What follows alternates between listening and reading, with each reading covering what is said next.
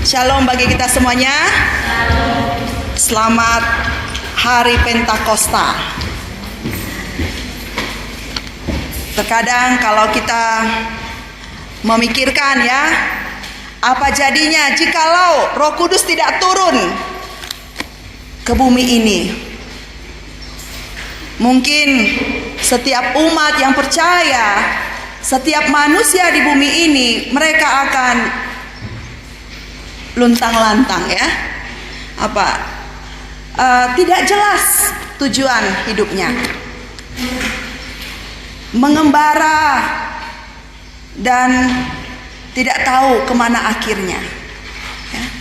Tetapi kita bersyukur kepada Allah karena Roh Kudus sebagai pribadi ketiga dari Allah turun dari sorga ke bumi dan masuk ke dalam setiap hati orang yang percaya kepada Tuhan Yesus. Amin. Bapak, Ibu, dan saudara yang dikasihi oleh Tuhan Yesus, mari kita membaca kebenaran firman Tuhan yang hari ini berjudul memaknai Hari Pentakosta. Kita membaca dari Kisah Rasul 2 ayat pertama sampai dengan ayat yang ke-13.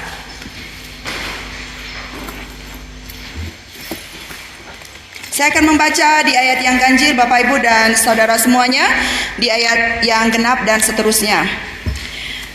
Pentakosta. Ketika tiba hari Pentakosta, semua orang percaya berkumpul di satu tempat.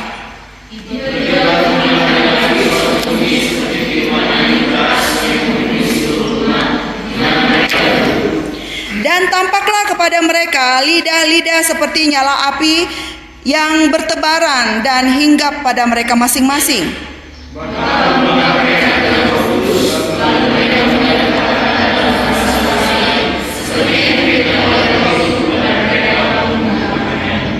Waktu itu di Yerusalem diam orang-orang Yahudi yang saleh dari segala bangsa di bawah kolong langit.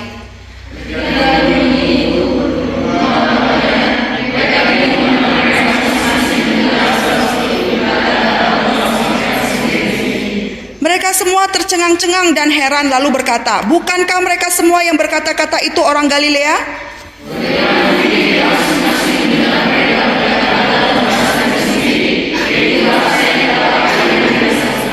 Kita orang Partia, Media, Elam, penduduk Mesopotamia, Yudea dan Kapadokia, Pontus dan Asia,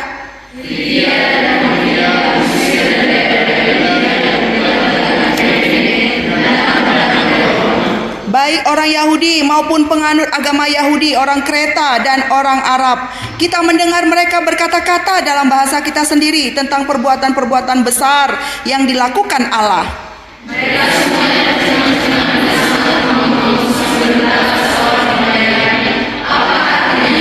Tetapi orang lain menyindir, mereka sedang mabuk oleh anggur manis. Amin. Bapak, Ibu, dan saudara yang terkasih dalam nama Tuhan Yesus, peristiwa Pentakosta ini adalah suatu peristiwa yang luar biasa yang dinyatakan Allah kepada manusia.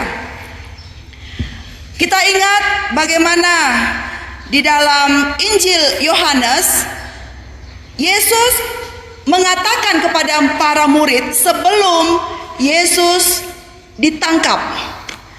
Yesus katakan bahwa tinggal sesaat lagi aku akan pergi meninggalkan engkau dan aku tidak kembali lagi. Dan aku akan mengirimkan Roh Kudus sebagai penolong. Makanya di dalam perjanjian baru, penolong bahasa Yunaninya parakletos, paraklete. Roh Kudus sebagai penolong. Hal ini dikatakan oleh Yesus sebelum Yesus ditangkap. Dan apa yang dikatakan oleh Yesus itu terjadi dan itu digenapi. Betapa peristiwa Pentakosta itu adalah peristiwa yang sangat dinanti-nantikan oleh orang percaya pada waktu itu. Siapakah mereka orang percaya itu? Kisah Para Rasul 1 ayat yang ke-13 menuliskan orang-orang percaya itu adalah para rasul itu sendiri. Petrus dan Yohanes, Yakobus dan Andreas, Filipus, Thomas, Bartolomeus, Matius, Yakobus bin Alfeus, Simon orang Zelot dan Yudas bin Yakobus. Mereka semua bertekun dengan sehati dalam doa bersama-sama dengan para perempuan serta Maria, ibu Yesus, dan dengan saudara-saudara Yesus. Berarti peristiwa pencurahan Roh Kudus atau 10 hari setelah Yesus naik ke sorga itu dinanti-nantikan oleh orang-orang percaya. Di dalam Kisah Para Rasul ini, penulis yaitu Lukas tidak menyebutkan apa ciri-ciri orang yang dipenuhi dengan Roh Kudus. Tetapi Lukas menuliskan bahwa kehadiran Roh Kudus atau Pentakosta pada waktu itu terlihat dari 3 hal, 3 tanda. Kita perhatikan di dalam ayat yang kedua. Tiba-tiba turunlah dari langit suatu bunyi seperti tiupan angin keras yang memenuhi seluruh rumah di mana mereka duduk. Berarti ada suara pada waktu itu. Tentu suaranya tidak kecil, sangat besar sekali. Dan terdengar oleh semua orang pada waktu itu di daerah Yerusalem. Karena kejadian ini adalah di Yerusalem. Ada suara yang berupa tiupan angin keras yang memenuhi seluruh rumah itu. Kemudian kita perhatikan lagi, apa tanda dari kehadiran Roh Kudus? Di dalam ayat yang ketiga terlihat penglihatan. Dalam bentuk apa? Lidah-lidah seperti nyala api yang bertebaran dan hinggap pada mereka masing-masing. Lidah-lidah api. Ada Alkitab katakan bahwa Allah seperti api, murka Allah. Kita di sini tidak ada yang bersahabat dengan api ya. Kita pasti takut dengan namanya api. Api kecil bisa menjadi besar kalau dibiarkan.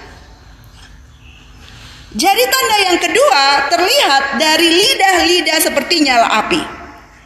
Kemudian tanda yang ketiga adanya perkataan. Di ayatnya yang keempat, maka penuhlah mereka dengan Roh Kudus, lalu mereka mulai berkata-kata dalam bahasa-bahasa lain, seperti yang diberikan oleh Roh itu kepada mereka untuk mengatakannya.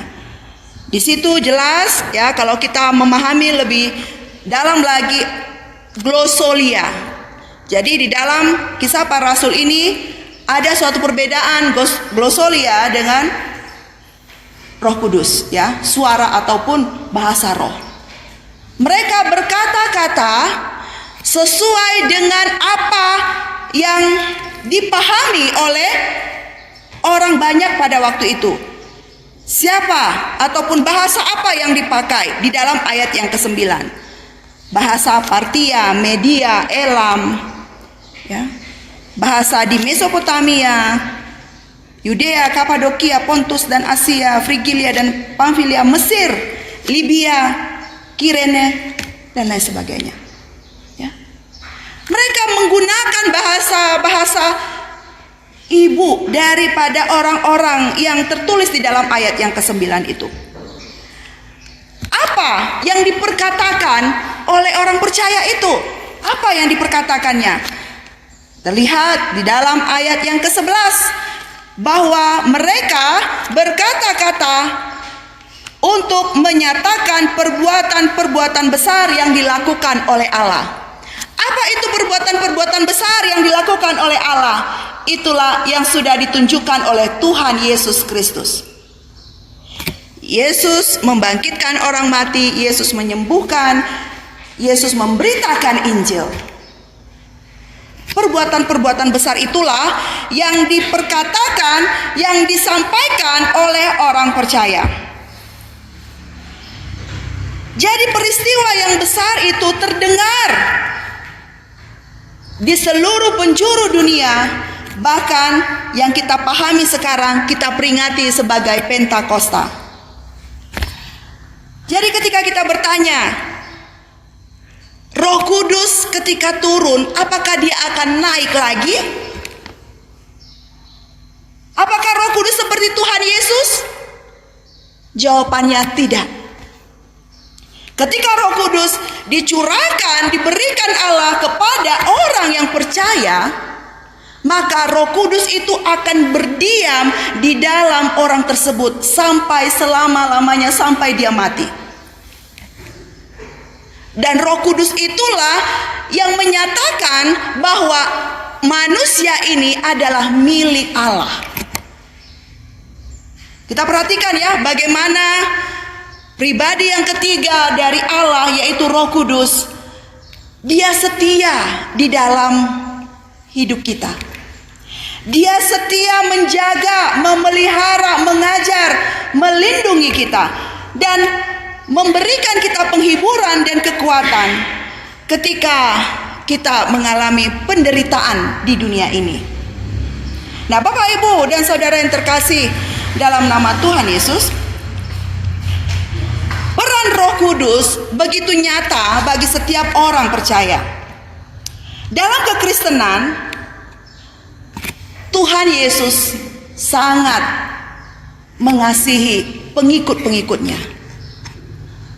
Jadi ada orang yang Kristen, ya, yaitu pengikut Kristus, ada yang non-Kristen, yang tidak percaya kepada Kristus. Orang yang percaya kepada Kristus, mereka memiliki kehidupan yang jelas, kehidupan yang kekal. Karena di dalam kekristenan pasti ada kepastian. Kepastian akan tujuan yang jelas, dan ketika dia mati akan beroleh hidup yang kekal. Di manakah agama yang memiliki pengajaran seperti kekristenan ini? Tidak ada. Jadi orang yang di luar Kristen, mereka tidak memiliki kepastian yang jelas. Bahkan mereka tidak tahu ketika mereka mati nanti akan kemana. Sehingga Allah begitu mengasihi orang Kristen. Allah begitu mengasihi orang-orang yang percaya kepada pribadi Allah kedua, yaitu Yesus Kristus. Bahkan di dalam Yohanes 17, 2 minggu lalu saya menyampaikan firman Tuhan. Sampai sekarang Yesus masih berdoa kepada murid-muridnya. Yesus masih berdoa untuk kita, orang-orang yang percaya, orang-orang yang dikasihnya di muka bumi ini. Betapa luar biasanya. Kalau kita melihat di dalam perjanjian lama, bagaimana Tritunggal Allah, Allah Tritunggal itu sudah dinyatakan pada waktu penciptaan manusia. Allah Bapa yang menciptakan seluruh alam semesta ini. Allah Bapa menginginkan supaya semua yang diciptakan ini menjadi baitnya Allah. Semua yang diciptakan ini memuji dan menyembah Allah. Itulah tujuan daripada penciptaan, supaya semua yang diciptakan oleh Allah memuliakan Allah. Tetapi kita melihat bagaimana di dalam Kejadian 3, karena manusia tidak dengar-dengaran akan perintah Allah, sehingga manusia jatuh ke dalam dosa. Dalam perjanjian lama, para nabi memberikan korban sembelihan, yaitu domba yang tambun, yang besar, supaya manusia yang memberikan persembahan itu diselamatkan oleh Allah. Praktek-praktek itu terjadi sepanjang perjanjian lama.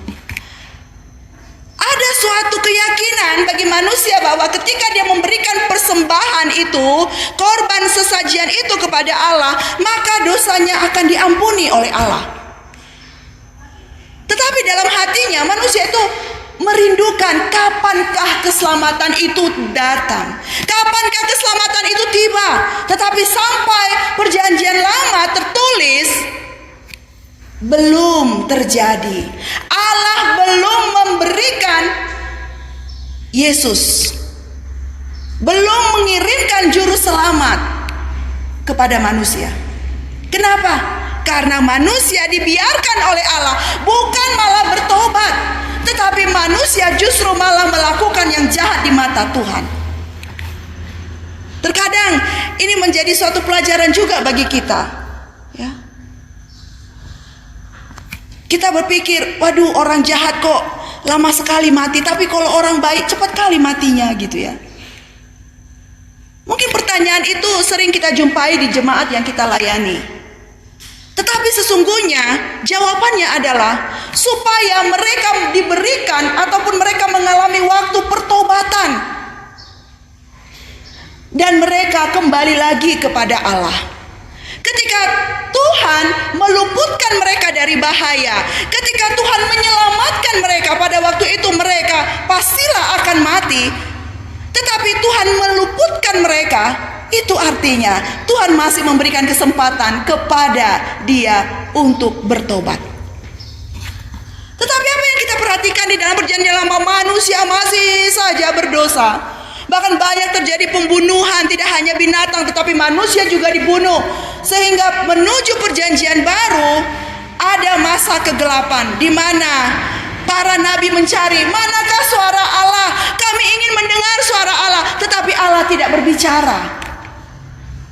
Lebih kurang 4 abad masa kegelapan.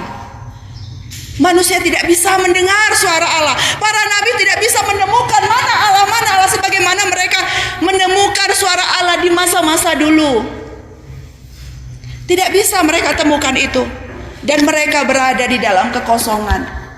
Anda bisa bayangkan ya, kalau kita mengalami ujian, tenang, bahkan jarum pentul jatuh kita bisa dengar. Tapi kalau misalnya di dalam perkuliahan seperti biasa, kelas biasa, ya, riuh, bahkan dosen mungkin bicara tidak didengar, temannya diskusi nggak ada dengar, tidak jelas dengar ya. Tapi di dalam ujian tenang. Seperti itulah, di dalam ketenangan itu Allah sedang menguji manusia.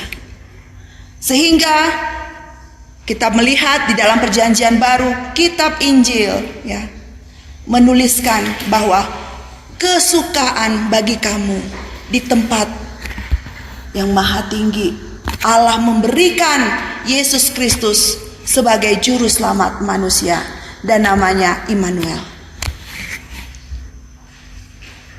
Tidak ada lagi berlaku korban-korban itu. Kenapa?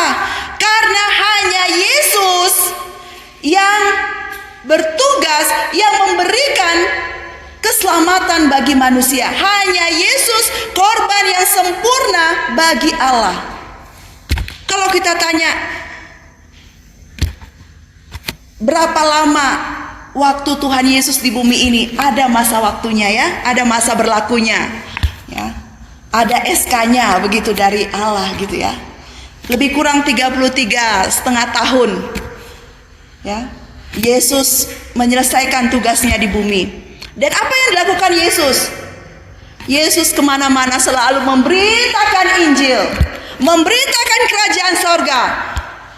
Injil adalah kekuatan Allah yang menyelamatkan orang-orang berdosa. Tidak ada orang yang benar, tidak ada orang yang baik. Bahkan pendeta sekalipun ataupun tokoh agama sekalipun, mereka sakit dan mereka berdosa di hadapan Allah. Sehingga manusia memerlukan keselamatan itu.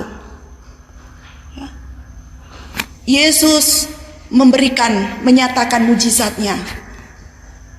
Ya, para ahli Taurat, imam, mereka tidak suka kepada Yesus. Kenapa? Karena para imam dan ahli Taurat, mereka tidak bisa melakukan perbuatan mujizat yang dilakukan seperti Yesus lakukan. Dan banyak lagi hal yang kita bisa pelajari di dalam kitab Injil. Bagaimana orang sangat benci kepada Yesus. Ya. Semoga kita sebagai anak Tuhan di sini ya, kita mau selalu menyenangkan hati Tuhan. Tidak mau membuat Tuhan sedih atas dosa-dosa kita. Sekali ditebus oleh Kristus, sekali kita lahir baru, maka selamanya kita akan tetap kudus di hadapan Tuhan. Amin. Tidak ada lagi cerita jatuh bangun, jatuh bangun, jatuh bangun. Ya. Karena Roh Kudus di dalam diri kita, ya, karena kita sudah percaya kepada Yesus, itulah yang akan memelihara hidup kita selama-lamanya. Jadi ada masa waktunya Yesus di dunia ini, dan dia mati dan dia bangkit ke surga. Dia pergi kembali kepada Allah Bapa di surga. Untuk apa? Jelas firman Tuhan katakan, untuk menyediakan tempat bagi kita. Amin. Kapan Yesus datang? Tidak ada satupun yang tahu. Ya. Tapi kita percaya Yesus akan datang kedua kali. Di dalam ceritanya Allah itulah kita harus pahami bahwa ketika Yesus bangkit, Yesus naik ke sorga, Yesus tidak membiarkan orang-orang percaya yang sudah menerima Injil pada waktu Yesus ada di bumi itu merasa seperti yatim piatu. Sehingga turunlah Roh Kudus yang memberikan penolong, kekuatan, dan penghiburan bagi orang yang percaya kepadanya. Jadi di saat kita memperingati Pentakosta ini, kita tidak lagi menantikan Roh Kudus datang, tetapi kita mengucap syukur atas kehadirannya di dalam kehidupan kita. Bila Roh Kudus hadir di dalam diri kita, dia akan membimbing kita, dia akan memenuhi kita dengan kuasanya, dia akan membuat kita untuk sungguh-sungguh hidup di dalamnya. Dan tujuan dari Roh Kudus ada di dalam diri kita. Kita bisa menjadi saksi, memberitakan Injil kepada semua orang yang percaya, kepada semua orang menjadi percaya, dan mereka tidak binasa. Amin. Itulah kuasa Roh Kudus yang bekerja di dalam diri kita. Sehingga Roh Kudus harus kita yakinkan ada di dalam diri kita. Dia yang membuat kita bertumbuh, iman kita semakin kuat di dalam Tuhan. Nah, Bapak Ibu dan saudara terkasih dalam nama Tuhan Yesus, sekarang pertanyaannya, sudahkah ada Roh Kudus dalam hatimu? Apa ciri-cirinya orang yang sudah dipenuhi Roh Kudus? Mungkin ya kita bingung gitu ya, waduh hari ini barusan aku berdosa gitu ya, semalam barusan saya cakap kotor ya, hari ini aku menginginkan pulpen dia tapi pasti dia nggak ngasih. Nanti rencananya selesai gereja kucuri aja lah pulpennya. Wah, berarti 24 jam gak pernah kita bisa kudus ya, pasti berdosa. Tapi ketika ditanya apakah ada Roh Kudus dalam diri kita, kita dengan mudah katakan amin ya. Ada ciri-ciri orang yang dipenuhi Roh Kudus. Di sini saya catat ada 6 hal. Yang pertama, dia taat pada pimpinan Tuhan. Dia setia, tidak melawan, tidak memberontak.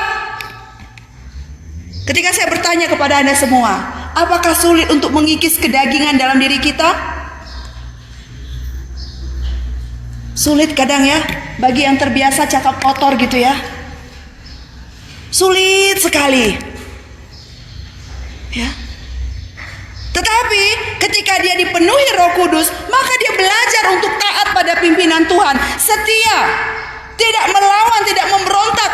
Ketika ada orang yang menyakiti dia, maka dia bilang, aku memberkati engkau, gitu ya. Ketika ada orang yang membenci dia dan ingin balas dendam sama dia, dia ingat, aku dipenuhi Roh Kudus dan aku harus taat pada pimpinan Tuhan. Bukan lagi mengutuk, tetapi memberkati. Siap kita lakukan itu? Amin. Ya, itu hal yang pertama. Orang yang dipenuhi Roh Kudus, dia taat pada pimpinan Tuhan. Hal yang kedua, dia hidup kudus. Bagaimana caranya hidup kudus? Apakah dengan menutup semua bagian tubuh kita? Hanya mata saja yang terlihat? Baju kita sampai ke tanah? Dengan berkata dikit-dikit puji Tuhan, dikit-dikit haleluya? Kaget ada petir? Puji Tuhan? Apakah dengan cara itu kita hidup kudus? Ternyata tidak, itu cara manusia. Tetapi caranya Allah, ketika kita dipenuhi Roh Kudus, kita hidup kudus, ya ini kita suka berdoa, kita suka memuji dan menyembah Tuhan, dan kita tetap mengucap syukur kepada Tuhan.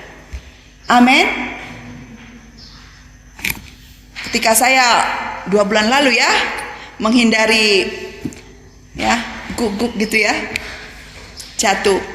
Nah, saya udah berpikir, aduh, sakitnya minta ampun gitu ya. Kemudian saya pulang ke rumah karena dekat kejadian itu dengan rumah. Saya duduk sebentar, saya bilang, ku mengucap syukur dan mengucap syukur walaupun sakit ya.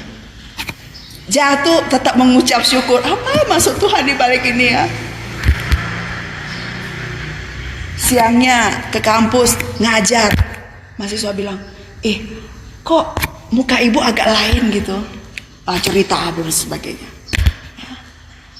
Jumpa sama teman-teman gitu ya, loh kok begitu? Saya melayani di PKP, loh mau hari ini kok lebam? Ya, saya bilang, inilah bagian dari ketidakhati-hatian. Tetap gimana pun, walaupun saya tetap fokus, tapi unsur manusiawi kadang gak hati-hati ya. Di mahasiswa kalau kecelakaan dalam pelayanan, jangan nyalakan Tuhan ya. Apalagi dari hari ini sampai selamanya gak akan lagi ku naik motor itu. Motor itu jebakan iblis bagiku. Gak akan. Jangan disalahin motornya lah, doakan motornya gitu ya. Dan tetap mengucap syukur, Tuhan, untung aku belum pergi dari dunia ini ya. Dan tetap semangat untuk melayani Tuhan. Amin. Jangan gara-gara dikit langsung kesal sama Tuhan gitu ya. Terus kemarin ini tanya, kamu kesal sama Tuhan? Enggak, tapi maaf ya Bu, aku nggak mau lagi ke situ. Itu namanya kesal diam-diam ya. Jadi orang yang dipenuhi Roh Kudus harus hidup kudus. Dengan cara apa? Suka berdoa, membaca firman Tuhan, memuji dan menyembah Tuhan, dan tetap mengucap syukur. Dalam keadaan apapun, bersyukurlah kepada Tuhan. Amin. Hal yang berikutnya, orang yang dipenuhi Roh Kudus hidup dalam kebenaran firman Tuhan, menjunjung tinggi firman Tuhan. Sama seperti kita menjunjung tinggi Pancasila sebagai dasar negara, yaitu Pancasila. Kita ingat butir pertama sampai kelima. Dan kita hidup di tengah masyarakat yang heterogen, bermacam-macam. Dan kita menjunjung toleransi, karena itu bagian daripada Pancasila. Seperti itu jugalah kita hidup dalam kebenaran firman Tuhan, menjunjung tinggi firman Tuhan. Jikalau orang-orang di dunia ini ya, mereka misalnya sakit, kemudian mereka sudah pergi kemana-mana, bahkan medis, herbal, sudah kemana-mana. Tapi satu yang belum, ke orang pintar, ke dukun. Kemudian keluarga bilang, ayolah, semua sudah kau coba, dukun pun adanya Alkitab di depannya. Kesitulah kita.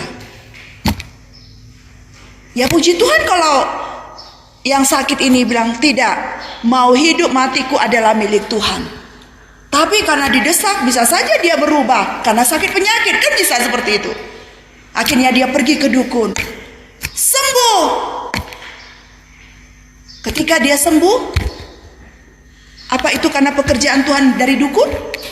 Tidak, itu jebakan iblis ya, itu jebakan iblis. Karena iblis pun bisa memberi kesembuhan. Ini harus hati-hati. Berapa banyak kita mengalami tekanan, ketindasan dan lain sebagainya, kita tidak boleh menduakan Tuhan. Amin. Ya, kita harus percaya bahwa kita harus hidup berdasarkan di dalam kebenaran firman Tuhan. Kita menjunjung tinggi firman Tuhan. Ketika kita mengalami pergumulan, para mahasiswa besok ujian. Saya tidak tahulah besok siapa yang nggak ujian ya. Sudah ditetapkan hari Senin ujian. Tapi kadang mahasiswa ada suka-sukanya. Nggak mau aku ujian. Minggu depan aja aku ujian. Pasti tahulah ya, karena dana. Tapi pesan firman Tuhan kepada orang yang seperti itu, hari ini masuk ke kamar, kunci, tutup, doa. Minta belas kasihan Tuhan. Gimana pun caranya harus hadapi Senin, harus ujian. Berdoa, minta Tuhan, Tuhan, aku percaya tidak ada rencanamu yang gagal. Kalau aku diizinkan saat ini sampai detik ini, padahal besok mau ujian, belum ada dana, tapi aku percaya Tuhan akan mencukupkan. Bukan malah menyerah, tetapi tetap maju. Karena kita menjunjung tinggi firman Tuhan. Ketika ujian, ketika menghadapi masalah, ya, bingung apalah yang harus saya lakukan ya. Kadang kita sering terhimpit di dalam kehidupan ini ya. Tapi ketika firman Tuhan diingatkan lagi kepada kita, junjunglah firman Tuhan. Tetaplah kuat mengingat akan firman Tuhan. Hal yang berikutnya, ketika orang dipenuhi Roh Kudus, dia semangat memberitakan Injil. Ya. Kita bersyukur ya. Kita semua melayani Tuhan dengan cara penginjilan kita masing-masing. Saya sangat sedih sekali ya. Semalam itu ada mahasiswa yang melayani di Gang Sadar gitu ya. Saya tanya sama anak saya, ada firman Tuhannya enggak? Enggak ada mah. Cepat banget mah. Ya kumpul, kemudian udah happy ya happy ya doa amin dah adik-adik ya minggu depan ya. Terus apa artinya kita pergi capek-capek melayani, rupanya Injil nggak disampaikan? Karena ngejar target, oh di daerah sana ada lagi pelayanan. Itu sama aja dengan misalnya setiap bulan Desember ya, saya pernah ya melakukan pelayanan satu hari itu jam 10 pelayanan ke sini, jam 2 pelayanan ke sana. Pernah. Ya. Tapi saya bilang, Tuhan tolong saya, firman Tuhan tetap harus diberitakan. Siapa yang tidak senang kalau kita banyak pelayanan? Tetapi jangan kita menjebak diri kita sendiri. Karena pelayanan itu tujuannya yang utama adalah memberitakan Injil. Amin. Tujuan pelayanan adalah memberitakan Injil. Tujuan pelayanan bukan supaya kita rame-rame, bergombor-gombor, bergosip-gosip. Enggak, makan kue, makan gimi gomak, enggak. Tujuan pelayanan supaya Injil tersampaikan, Injil diberitakan kepada anak-anak yang kita layani, kepada remaja yang kita layani. Hakikat itu yang harus kita junjung, kita harus tetap pegang. Ya, memberitakan Injil. Makanya kita bersyukur kepada Tuhan ya. Kalau Tuhan izinkan tahun ini STTOI 25 tahun. Yang dilakukan STTOI bukan berfoya-foya atau happy ya gitu ya, tetapi melakukan KKR anak-anak ke 3 titik. Ya. Pelayanan di Batanghari kita doakan nanti ya. Pelayanan di STTOI dan kalau Tuhan izinkan di daerah pelayanan tempat mahasiswa weekend ya. Target kita ada 500 anak, kalau Tuhan kasih lebih ya puji Tuhan ya. Kita memberitakan Injil. Anak-anak kecil mereka harus dibawa kepada Tuhan Yesus supaya mereka mengalami kebaikan Tuhan di dalam kehidupannya. Ya. Nah, itulah orang ciri yang dipenuhi Roh Kudus, ya. Orang yang dipenuhi Roh Kudus. Kemudian berikutnya, mereka berani menjalankan kehendak Allah. Ya. Kalau saya bertanya kepada anak-anak muda di sini, apakah kalian sudah memahami kehendak Allah dalam hidupmu? Harus temukan. Kalau belum, cari itu. Jangan cari di pusuk buhit, ya. Jangan cari di hutan-hutan, ya. Tapi cari kehendak Allah di mana? Di mana kita mencari kehendak Allah? Hah? Ketika kita membaca firman Tuhan, ya. Tapi kalau malas baca firman Tuhan, bisa nggak, Bu? Kamu akan berputar-putar seperti orang Israel yang sekiranya sudah sampai ke tanah perjanjian 11 hari, mereka berputar-putar selama 40 tahun. Betapa bahagianya kita, ya, kalau di usia muda seperti Anda ini, ya, sudah mengetahui, sudah mendapatkan kehendak Allah dalam hidupnya. Amin. Bahagia sekali, ya, luar biasa. Ya, Ibu bersyukur, ya tentu saya dengan Bapak, kami sudah mendapatkan kehendak Allah dalam hidup kami, sehingga mau tetap setia ajalah sama Tuhan, ya. Mau tetap hidup benar di hadapan Tuhan, karena itu yang Tuhan kehendaki bagi kami, bagi kita semua juga, ya. Nah, kemudian yang berikutnya, ciri orang yang dipenuhi Roh Kudus menghasilkan buah roh. Sudah berapa banyak buah roh yang ada di dalam diri kita, ya. Satu buah roh, ya, tetapi berbagai macam jenis. Apa saja? Silakan. Kasih,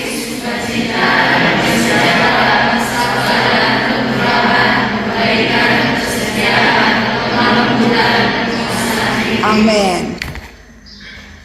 9 jenis itu, bawakan itu ke dalam tangan Tuhan. Misalnya, Tuhan, tahun 2024 ini aku rindu buah roh kasih itu ada dalam diriku, ya. 1 tahun ini, Tuhan, ya. Ketika orang tuaku mengutuk aku mengampuni orang tuaku. Ketika doa-doaku belum terjawab, aku tetap sabar. Tahun 2025, buah roh sukacita, kasih, sukacita. 2026, damai sejahtera, ya. Semua memang dilakukan, tetapi ada yang menonjol, ya. Ada yang lebih prioritas, kasih, sukacita, damai sejahtera. Nanti kalau sudah selesai ke-9, diulang lagi, direview lagi buah roh kasih. Sehingga itu yang menolong kita untuk kita bisa tetap konsisten, berkomitmen, setia mengikut Tuhan. Amin, ya. Jadi kita sebagai orang Kristen, murid Kristus, ya, kita tidak terombang-ambing hidup kita, ya. Kita tidak menjadi orang yang tidak jelas, tapi jelas gitu, ya. Karena kita adalah anak-anak terang.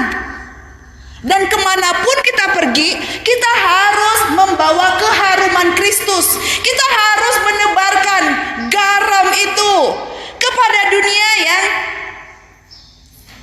sesat ini, kepada dunia yang cemar ini.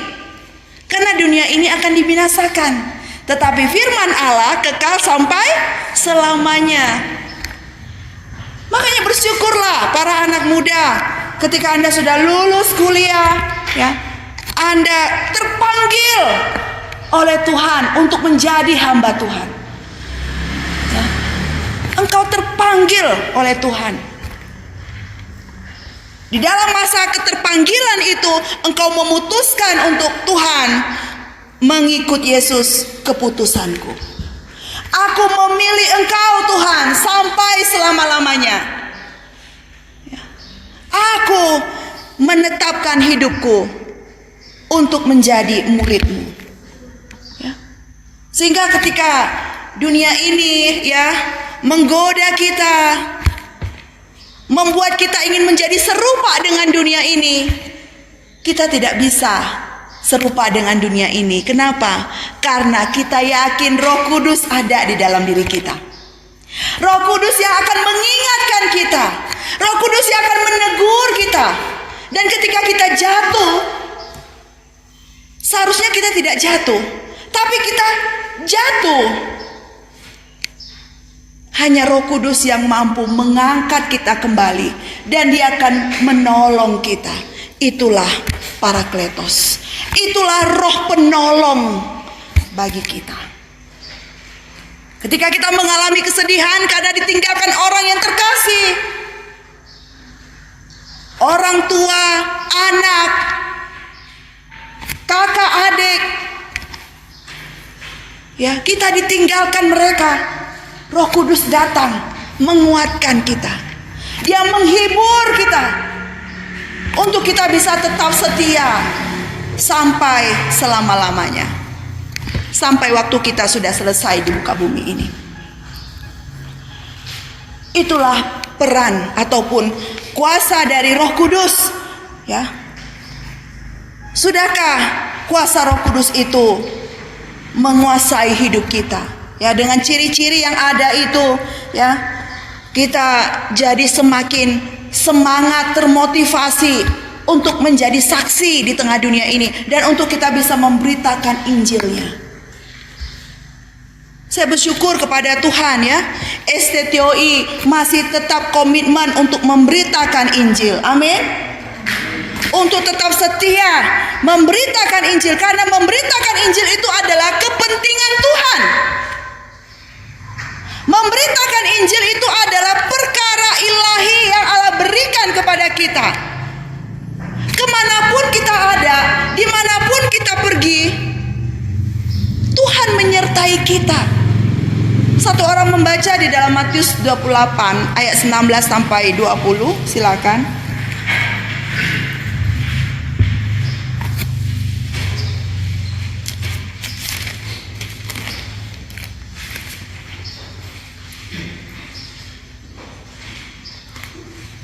Silakan. Matius 28 ayat 19 sampai 20. Demikianlah firman Tuhan. Karena itu pergilah, jadikanlah semua bangsa muridku, dan baptislah mereka dalam nama Bapa dan Anak dan Roh Kudus, dan ajarlah mereka melakukan segala sesuatu yang telah kuperintahkan kepadamu, dan ketahuilah aku menyertai kamu senantiasa sampai kepada akhir zaman. Amin. Roh Kudus akan tetap selalu menyertai kita. Jangan takut, jangan khawatir apa yang dunia ini akan perhadapkan kepadamu, karena ada Roh Kudus yang menjagai kita. Dia akan menolong dan menghiburkan kita, ya.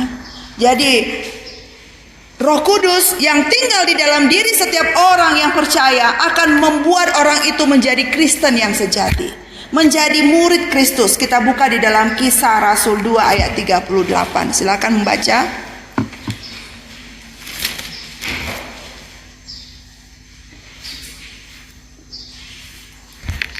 Kisah Rasul 2 ayat 38. Begini firman Tuhan, jawab Petrus kepada mereka, bertobatlah dan hendaklah kamu masing-masing memberi dirimu dibaptis dalam nama Yesus Kristus untuk pengampunan dosamu, maka kamu akan menerima karunia Roh Kudus. Amin. Ya. Nah, jadi Roh Kudus ada di mana sekarang?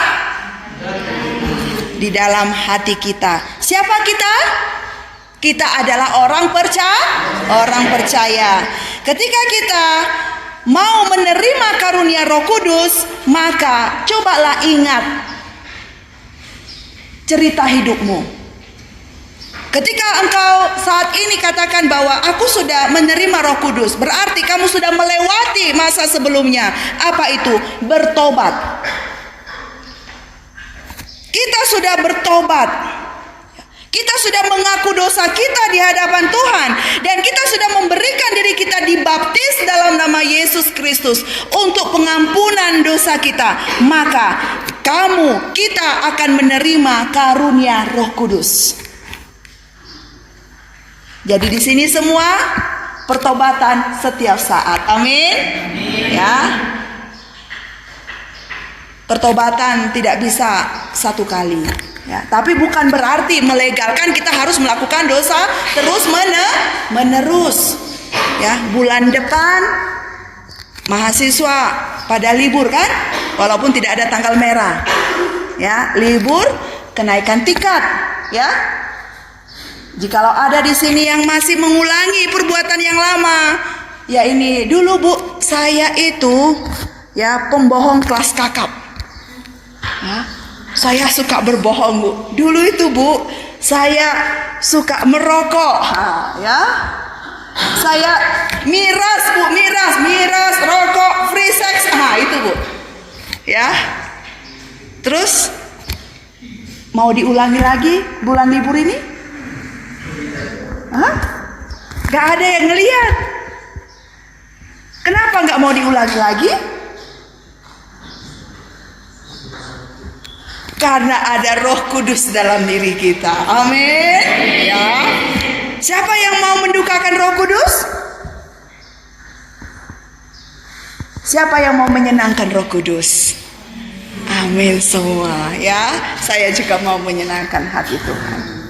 Ya. Nah, jadi biarlah firman Tuhan memberkati kita di hari Pentakosta ini, yaitu hari kedatangan Roh Kudus ke dalam dunia. Ya. Kita diperbaharui oleh Allah.